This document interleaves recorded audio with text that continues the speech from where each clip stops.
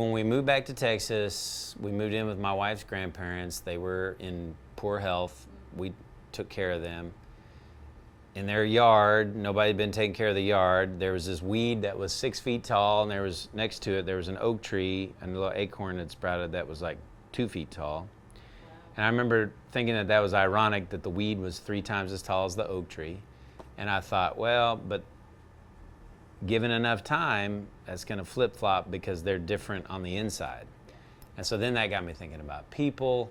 And so then I basically wrote The Oak Tree and the Weed is the story of the oak tree and the weed, but it's also, it's an analogy. It's sung to my little girl.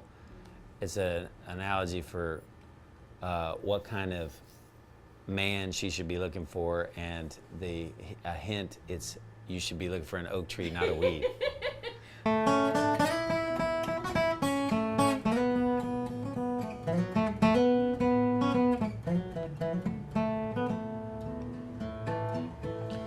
My precious darling daughter with your curls all in a mess, lie down a spell and let me tell you a story while you rest. It's a tale about a couple of sprouts, each grown from a tiny seed. One was a baby oak tree and the other was a weed.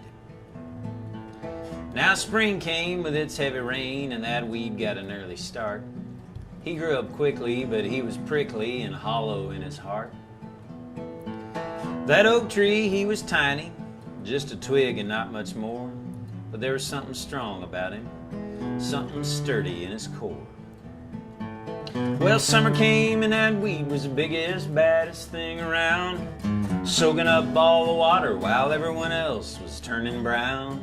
He was quite the sight at his height, right near 6 feet tall, and all the pretty wildflowers loved him best of all. Oh, but then summer turned to autumn, and the green leaves turned to gold.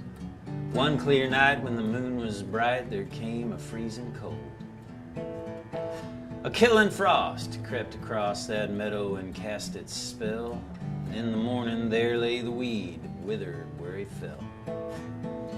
Well, winter that year was bitter, cruel and icy cold, and the snow piled up in drifts along the fence line by the road. And if anything was living, it was hidden out of sight, hunkered down and hoping just to make it through the night.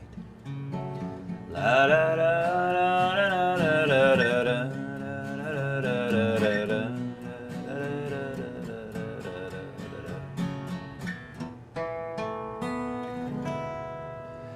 Ah, but then the wind blew warm again, the way it always does. Tulips popped up through the snow and the bees began to buzz. That weed that once had been so tall was now just a memory. But there where once a twig had been, now stood a young oak tree.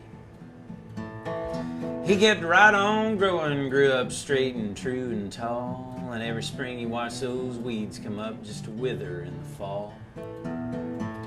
He stood through floods and droughts and bouts with bugs and wind and hail, but his trunk was deeply rooted and his big heart never failed.